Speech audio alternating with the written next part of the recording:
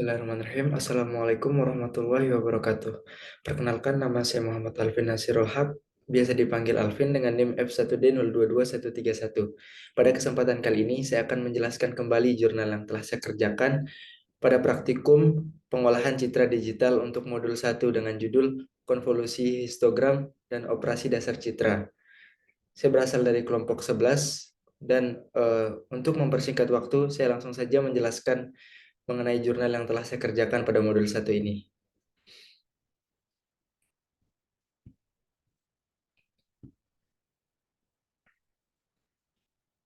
Baik, di sini saya langsung saja menjelaskan mulai dari soalnya.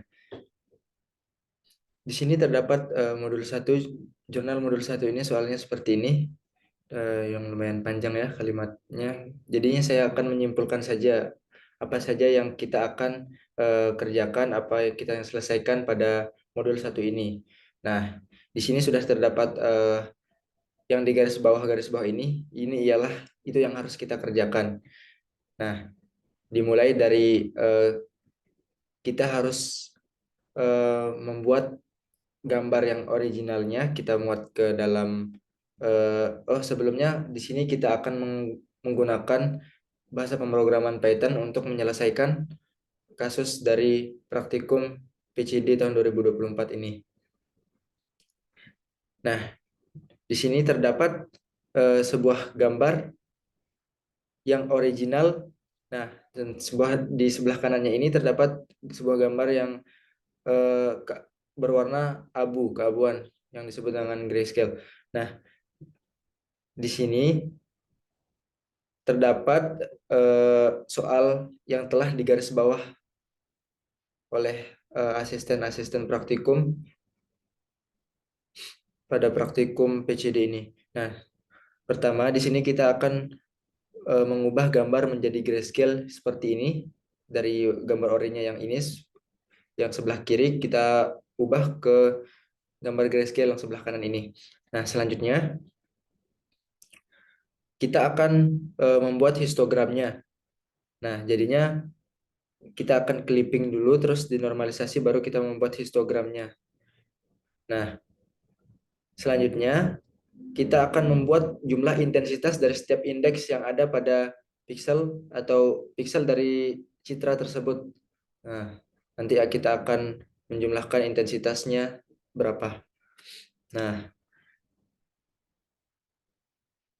selanjutnya yaitu normalisasi yang menerapkan konvolusi ya. Jadinya nanti setelah histogram itu kita tampilkan, kita akan normalisasi lagi untuk mengkonvolusi dari citra yang ingin kita selesaikan yang di atas ini.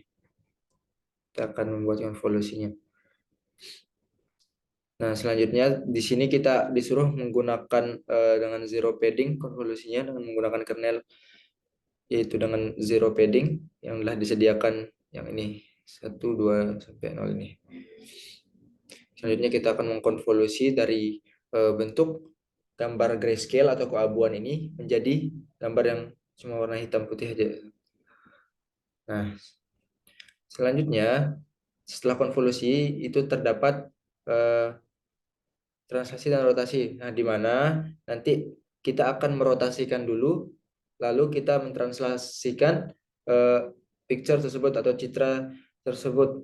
Nah, seperti contoh yang telah diberikan di soal ini. Nah, di sini kan terdapat citra yang sebelumnya ini kayak menggambar ke atas, berdiri gitu avatarnya. Nah, di sini kan miring, rotasi dengan 40 derajat kemiringannya. Nah, untuk yang soal yang translasi ini kebetulan sudah direvisi soalnya menjadi X itu min 163 dan Y 300 ini kebalik. Tuh. Selanjutnya nanti tampilannya akan seperti ini, seperti yang di soal. Selanjutnya setelah rotasi dan translasi terdapat pencerminan dan dilatasi. Nah, untuk mempersingkat waktu kita langsung saja mengerjakan jurnalnya, review maksudnya. Nah,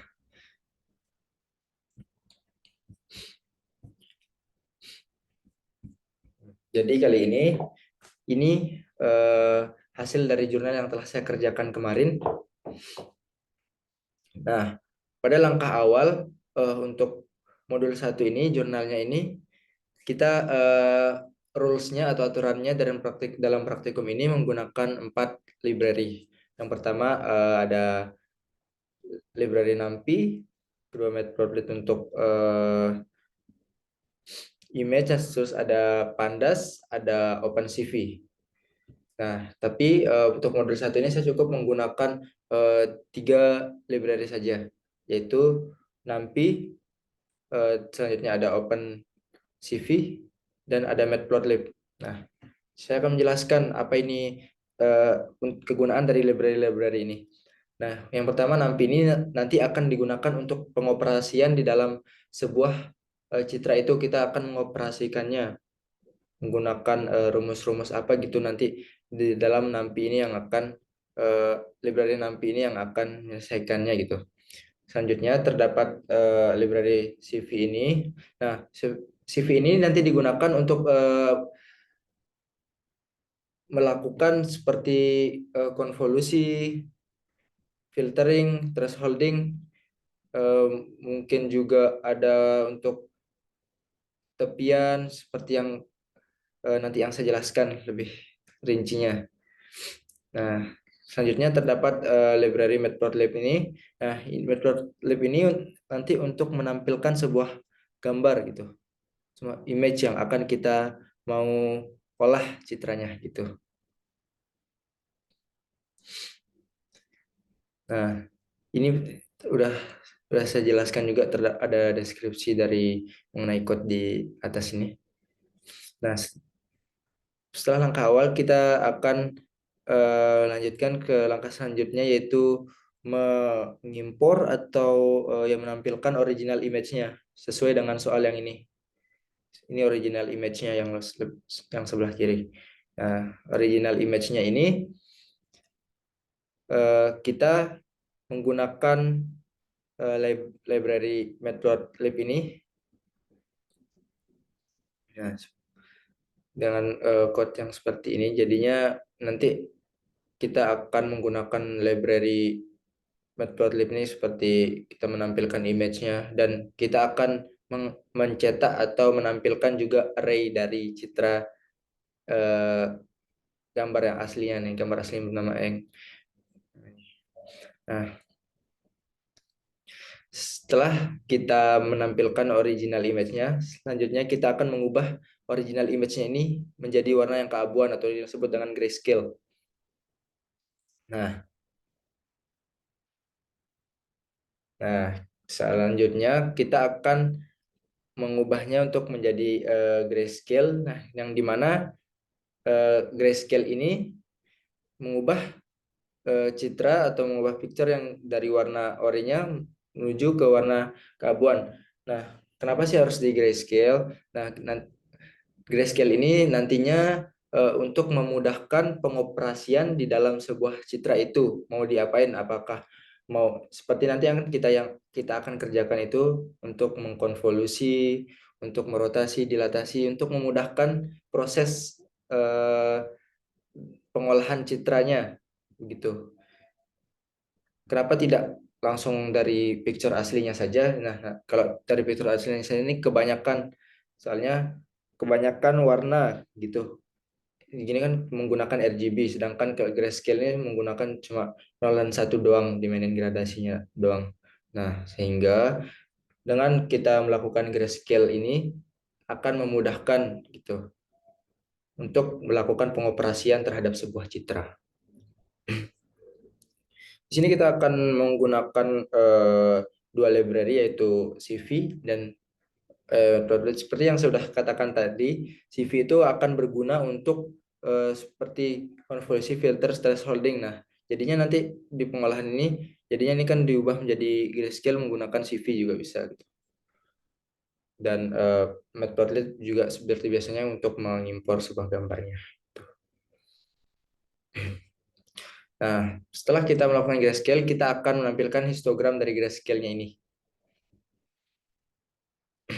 Di sini terdapat sebuah quote dari histogram dari grayscale-nya ini, ialah eh jelasin code-nya ya. Oh ya.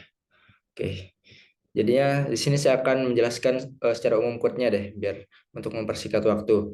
Nah, jadinya eh, pada gambar grayscale ini kita akan pertama itu kita akan menentukan lebar dan tinggi dan lebar dari sebuah gray image ini. Nah, setelah itu kita akan mengatur mengatur eh, indeksnya. Nah, indeksnya itu dari 1 sampai 256 atau yang sering disebut dengan 0 sampai 255 gitu loh. Nah, di mana nanti setiap baris ini dan setiap lebarnya gitu dia akan melakukan iterasi untuk jadinya dia akan menampilkan sebuah eh, indeks gitu atau sebuah array. Nanti di setiap barisan kolom mencetak sebuah array gitu untuk menampilkan histogramnya ini. Nah, dalam konteks histogram grayscale-nya ini, nah histogram grayscale-nya ini digunakan untuk memudahkan untuk melihat penyebaran dari suatu intensitas warnanya gitu, lebih terang ke gelapnya gitu. Seperti yang tertera pada gambar histogram ini. Di sini kan yang saya katakan tadi, pertama kan dimensi citra itu akan dihitung. Nah, jadinya dia akan dihitung terus ditampung di dalam sebuah array ini. Yang udah saya jelaskan tadi, array dari 0 sampai 255 gitu. Ini kan range-nya 256. Jadinya dari 0 sampai 255 gitu ditampung. Kemudian kita menggunakan tipe integer ya untuk membulatkan supaya tidak ada koma hasilnya, biar tidak ada yang desimal pecahan gitu. Nah, selanjutnya looping dari intensitas setiap pixel akan dihitung dan frekuensinya ditambahkan ke array yang sesuai. Sudah saya jelaskan barusan. Setelah semua pixel dihitung, histogram equalization diterapkan dengan menghitung kumulatif distribusi frekuensi dan normalisasi. Hasilnya ditampilkan dalam bentuk histogram. Nah, sudah saya jelaskan barusan, jadinya dia akan dihitung dulu per baris. Dia akan mencari pertama itu barisnya, kemudian itu rows-nya, terus kolom per kolomnya gitu. Baru akan dia menjumlahkan untuk dicetak, disimpan di sebuah array ini. Baru dicetak di akan histogram gitu. Ini histogram grayscale-nya. Nah, selanjutnya histogram normalisasinya. Nah, mengapa sih kita harus nampilin juga histogram normalisasi ini? Ya karena agar kita tahu gimana probabilitasnya sebuah warna itu muncul gitu. Itu makanya harus dinormalisasi. Jadinya rumus dari normalisasi ini ya akan menghasilkan histogram yang menunjukkan distribusi intensitas pixel yang dinormalisasi. Jadinya dia akan menormalisasi frekuensi ke jumlah total pixel dalam citra.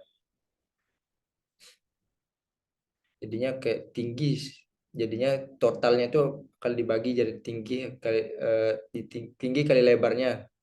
Jadinya total dari uh, arraynya yang tadi akan dibagi, itu akan menghasilkan, dimana kan normalisasi ini rumusnya uh, warna yang muncul dikali dengan jumlah pixel gitu. Nah, sehingga ini yang muncul dikali dengan jumlah pixelnya tertampil pada histogram yang ini. Itu gambaran mengenai lebih spesifiknya dari histogram normalisasi. Jadinya histogram normalisasi itu ialah histogram grayscale yang sudah dinormalisasi itu. Jadinya akan muncul seperti ini histogramnya. Selanjutnya kita akan menampilkan intensitas. Nah, intensitas ini apa sih?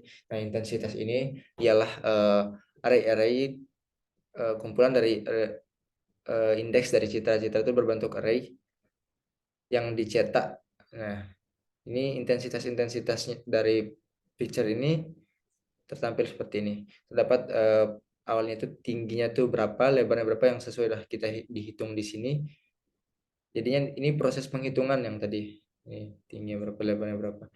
Sehingga tinggal dijumlahkan, itu tingginya 700 dengan lebar 500 pixel gitu. Nah, sehingga tercetak array dari picture itu seperti ini. Sehingga jumlah dari array ini, jumlah dari indeks intensitas dari image ini ialah 350.000 gitu. Jadi penjelasannya, grayscale yaitu tinggi dan lebarnya lalu mencetak isi array menampilkan frekuensi dari setiap pixel 0,25 kemudian menjumlahkan. Nah, seperti yang saya bilang tadi, ini hasilnya yang terakhir itu dijumlahkan. Nah, selanjutnya setelah intensitas kita akan melakukan konvolusi. Nah, di mana konvolusi ini kita akan, konvolusi itu ialah proses pengubahan atau salah satu proses pengoperasian pada sebuah citra untuk memperjelas gitu objek dari sebuah citra itu sendiri. Selanjutnya di sini akan terdapat soal yang dikasih kernel tadi. Sesuai yang ini kita akan cetak kernelnya. Apa sih fungsi kernel ini nantinya? Nah, jadinya nanti fungsi kernel ini itu membantu kita untuk menentukan mana yang menjadi tepiannya, untuk menjadi pengoperasian seperti apa, menggunakan pengoperasian yang seperti apa itu juga diatur oleh kernelnya ini nantinya gitu. Ini kebetulan soalnya menyuruh kita untuk menggunakan zero padding. Nah, di mana setiap padding itu di pinggir-pinggirnya itu dengan ditambahkan dengan nilai 0 gitu. Ini penjelasannya. Jadinya membuat dan mencetak sebuah array. Nah, jadinya membuat dan mencetak sebuah array yang sesuai dengan soal yang telah diberikan gitu. Selanjutnya ini digunakan dalam proses konvolusi dengan mendefinisikan array tersebut dan menampilkannya, lalu akan mempersiapkan dasar. Nah, jadinya kernel ini nanti selanjutnya dia akan filter gambar deteksi tepi yang sudah saya bilang, jelaskan tadi untuk mendeteksi tepinya gitu. Nah, di sini juga ada penjelasan lebih yaitu blur atau penghalusan serta menunjukkan bagaimana nilai-nilai spesifik dalam kernel berpotensi memengaruhi operasi tersebut. Nah, itu fungsi dari kernel, guys. Nah, selanjutnya di sini, nah kebetulan untuk konvolusi ini rata-rata harusnya ya kita itu langsung code-nya jadi satu gitu, digabung di antara yang ini sampai sini ini jadi satu gitu digabung. Namun eh, maaf sebelumnya saya pisah-pisah code-nya ini untuk memudahkan untuk memahami dari bagian ini code-nya untuk apa, ini code-nya untuk apa, ini untuknya, biar agar lebih spesifik gitu, biar tidak numpuk jadi satu dan kita bingung itu code-nya untuk apa, sehingga saya melakukan pemisahan di dalam code ini. Nah, jadi saya akan menjelaskan per code ini. Nah, jadinya pertama kita akan mendeklarasikan, ya disebutkan mendeklarasikan dari tinggi dari image itu dan lebar itu mengambil dari gray image yang ini. Nah, selanjutnya kernel tinggi dan lebarnya itu sama dengan kita deklarasiin yang ini, tinggi sama lebar ambil dari kernelnya gitu. Nah, untuk memperjelasnya mungkin bisa dibaca ini dengan mengakses kedua atribut shape dari kedua array. Kode ini menetapkan tinggi, jadinya kode shape itu untuk menetapkan tinggi dan lebar dari gambar grayscale ke variabel tinggi. Nanti dia menetapkan variabel ini ke tinggi sama lebar gitu. Nah, selanjutnya tinggi dan lebar kernel juga ditetapkan dalam variabel shape yang kernel ini gitu.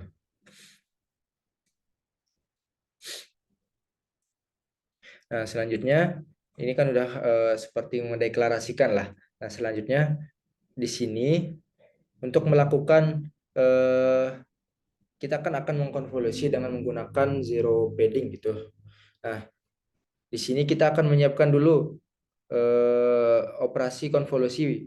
Nah, jadinya kita akan menambahkan padding atau ya padding di sekelilingnya itu eh, kosong di gambar tersebut gitu.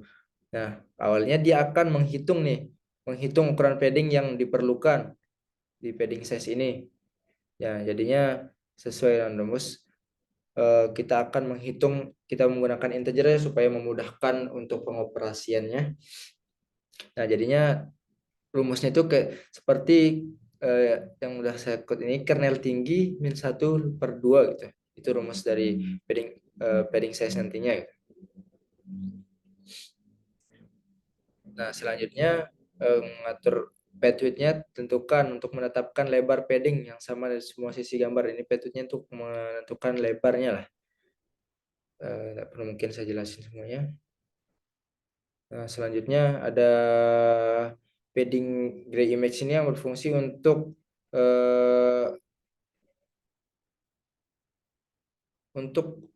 proses yang lebih lanjutnya. Jadinya dia disimpan dalam padding gray image-nya ini kemarin tuh untuk dia menyimpan gray image pad width, jadi dia untuk menyimpan gray image-nya terus menyimpan lebarnya, sedang namanya itu padding dari gray image-nya itu disimpan gitu. Nah, nppad ini digunakan untuk apa? Yang digunakan untuk menambahkan padding. Jadinya ini nppad ini salah satu library NumPy ialah NumPyPad ini untuk menambahkan padding ke dalam variabel yang ini gray image yang pertama gitu. Dengan nilai konstan biasanya dengan 0 gitu loh. Terus selanjutnya nah zero padding ini dibuat sebagai matriks dengan ukuran asli. Nah, jadinya NumPy zero ini untuk kan untuk zero padding itu menambahkan di 0 di setiap bingkainya, di pinggir di tepi-tepinya lah dengan zero padding, makanya menggunakan NumPy zero ini tingginya sama lebar yang dikasih 0 gitu untuk memudahkan dari konvolusi. Nah, selanjutnya terdapat code untuk menjalankan dari konvolusi. Nah, kan ini yang telah ditambahkan padding berdasarkan kernel yang di atas ini. Selanjutnya terdapat sebuah code untuk menjalankan proses konvolusi pada gambar yang telah ditambahkan padding menggunakan sebuah kernel untuk menghasilkan gambar yang dikonvolusi. Nah, untuk melakukan iterasi melalui setiap pixel pada matriks zero padding yang ukurannya sama dengan lebih asli dan awalnya diisi dengan 0. Oh, ini penjelasannya udah lumayan lengkap sih menurut saya kemarin saya buat. Bagian dari gambar tersebut kemudian dikalikan elemen. Jadinya kemarin itu ini kan untuk zero padding ini kan cara konvolusinya itu mana ya cara menjelaskan? Nanti akan dijumlahkan dengan tinggi, terus itu setelah dibagi dengan salah bentar. Oke, jadinya untuk menjumlahkan zero padding ini nantinya berdasarkan posisi iterasi dan ukuran kernelnya itu. Nah, itu. Bagian dari gambar tersebut kemudian dikalikan elemen per elemen dengan kernel dan hasil perkalian yang sekarang merepresentasikan kontribusi berbobot pixel sekitar. Nah, jadinya tetangga-tetangganya itu dilibatkan kalau di zero padding untuk memperoleh nilai. Nah, jadinya output akhir yang dicetak adalah gambar hasil konvolusi yang telah mengalami transformasi berdasarkan karakteristik kernel seperti deteksi tepi zero padding ini.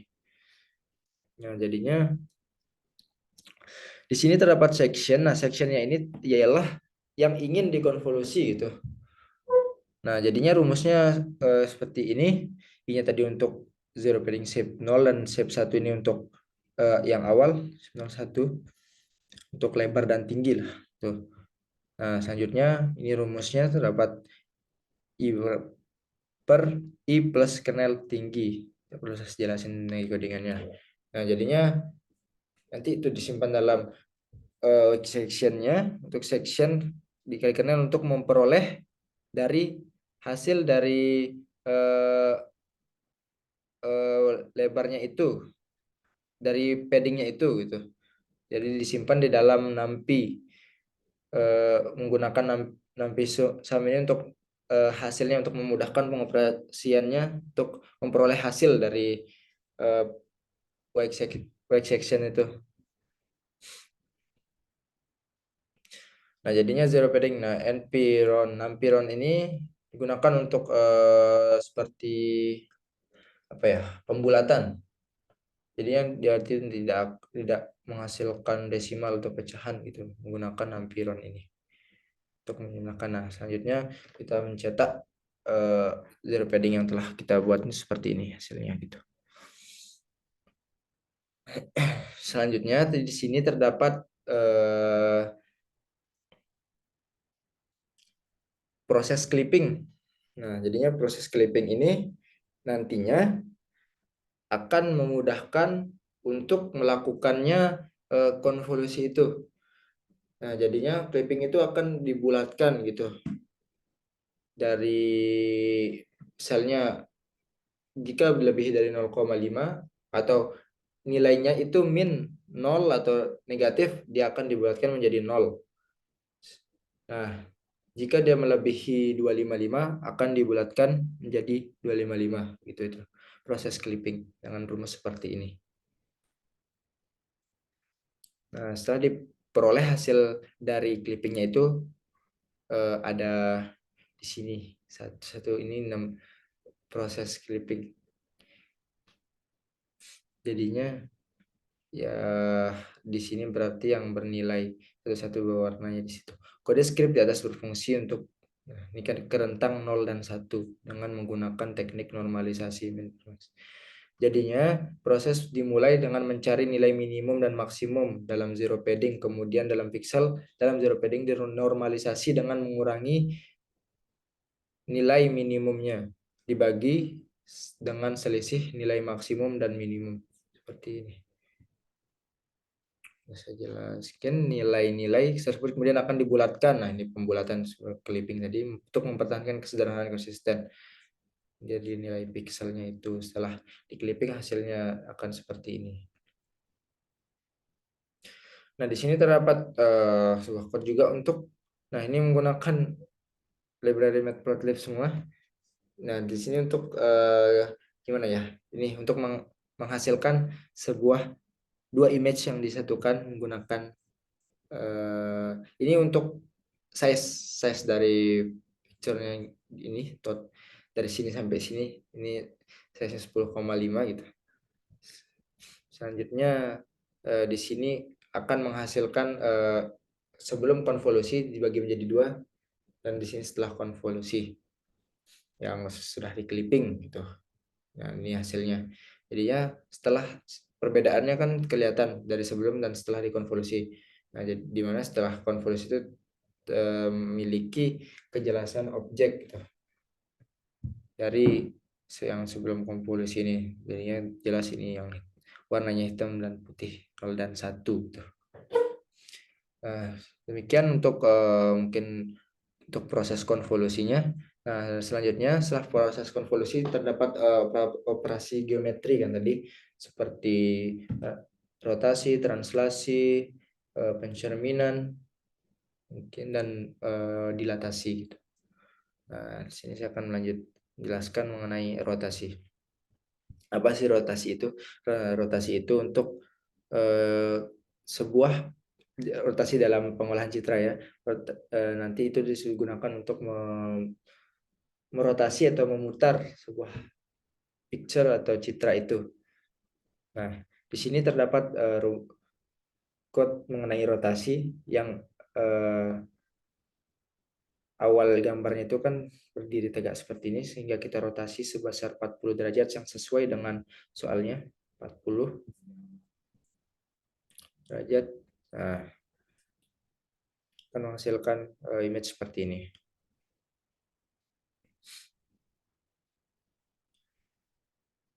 Adapun rumus dari rotasi ini ialah seperti ini, seperti cos rumus rotasi pada umumnya. Jadinya ini saya akan menampilkan rumus dari rotasi ini. Rumus rotasi. Ini rumus rotasi. Singgometrik cos min y. Terus x plus y. Jadi sin plus cos. Sama seperti ini. Nah, cos min sin, lalu sin plus cos sesuai dengan. Namun di sini ada modifikasi untuk mendapatkan dari hasil dari sebuah citra itu bisa dirotasi. Nah, jadinya awalnya itu kita akan mendeklarasikan x sama y-nya itu ialah tingginya itu dibagi dua gitu. Itu untuk mendapatkan hasil tingginya titik tengah dari x dan titik tengah dari y gitu. Kan zero padding jadinya seperti persegi. Nah, jadinya kita akan menentukan nilai untuk x itu di titik tengah x itu mana dan y itu mana gitu. Nah, selanjutnya apa sih fungsi sudut NP ini? Untuk mengkonversi menggunakan library NumPy untuk membaca tingkat rotasinya, kemiringannya itu sebesar 40 derajat menggunakan library NumPy.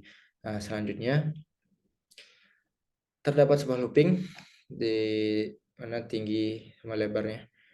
Nah, jadinya dia itu akan nge-looping dulu dari tingginya. Jadinya per bars itu akan dicek satu persatu. Nah, ya, jika sudah selesai pengoperasian pada baris, baru dia akan looping ke kolomnya sesuai dengan rumus yang sudah saya tampilkan di sini. Nah, terdapat sebuah kondisi. Nah, jika neo x jadinya nilai dari x ini hasil dari proses dari x ini jika antara lebih dari 0 dan kurang dari tinggi, dan nilai dari y yang baru ini lebih dari 0 dan kurang dari lebarnya, maka akan dirotasi gitu. Sebuah kondisi jadinya di mana nanti itu akan dirotasi jika memenuhi kondisi ini gitu. Jadinya rotasi I dan J, rotasi tinggi dan lebarnya gitu. Sehingga terdapatlah sebuah picture seperti ini. Sudah dirotasi. Nah, selanjutnya terdapat proses translasi. Nah, proses translasi ini ialah proses penggeseran pada sebuah citra dari awalnya seperti ini di tengah, gitu kan, dia di tengah. Nah, selanjutnya kita akan geser sesuai dengan nilai yang ingin tentukan gitu. Nah, kan pada soal itu diminta X-nya 163 dan Y-nya 300 gitu untuk translasinya. Nah, selanjutnya kita di sini buat code-nya, di mana tadi sesudah rotasi itu kita gunakan kembali picture-nya, jadi itu yang kita translasikan nantinya. Sehingga di sini kita akan import seperti gambar yang rotasi tadi yang di atas ini. Selanjutnya terdapat looping untuk biasa untuk proses pengiterasian dari citra itu gitu. Sama seperti yang tadi caranya dia akan meriksa tinggi dulu terus lebar. Nah, di mana dia akan ditranslasi jika memenuhi nilai I ini, nilai baru dari I ini bisa ditambah 300 itu. Jika dia di antara 0 sampai kurang dari dengan tinggi, dan J-nya ini eh, di kurang lebih dari 0, maksudnya dari nilai dari I ini lebih dari 0 sampai kurang dari tinggi, dan nilai J-nya ini lebih dari 0 dan kurang dari lebarnya itu, maka akan ditranslasi gitu. Jadinya kondisi ini untuk menghasilkan picture seperti ini. Gitu. Selanjutnya terdapat pencerminan. Nah, pencerminan ini ialah di mana nantinya akan dicerminkan. Di sini kan di kiri, berarti pencerminannya di kanan gitu, sama kayak kita cermin pada umumnya. Dimana quote ya ini sudah saya jelaskan juga mirip seperti yang tadi, dia akan di mirror. Untuk lebih jelasnya mengenai itu kita akan bisa membaca dari deskripsi ini.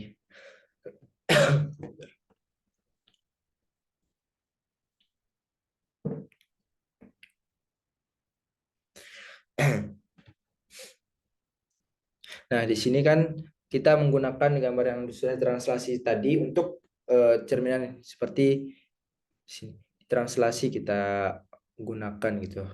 Jadi di mana tinggi lebarnya itu eh, diambil dari image-nya ini di deklarasi. Selanjutnya kita menggunakan gambar yang sudah ditranslasi itu. Selanjutnya kita terdapat sebuah looping juga untuk melakukan pencerminan ini. Nah,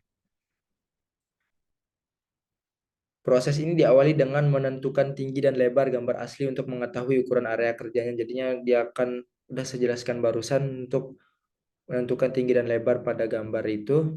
Selanjutnya dibuat dengan ukuran yang sama seperti translation image yang di atas, diisi dengan nilai 0 sebagai awal gitu.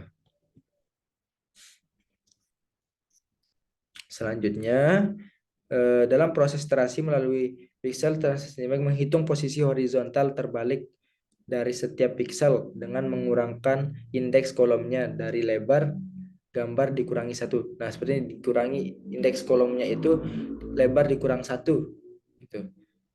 Sehingga efektif untuk membalik urutan kolom dari pixel. Nah, fungsinya ini untuk membalik, nanti ini fungsinya untuk membalik urutan pixel sehingga dia akan mencermin gitu. Kalau dibalik kan dia akan mencermin.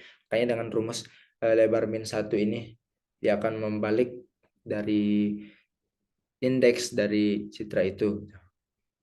Itulah proses pencerminan.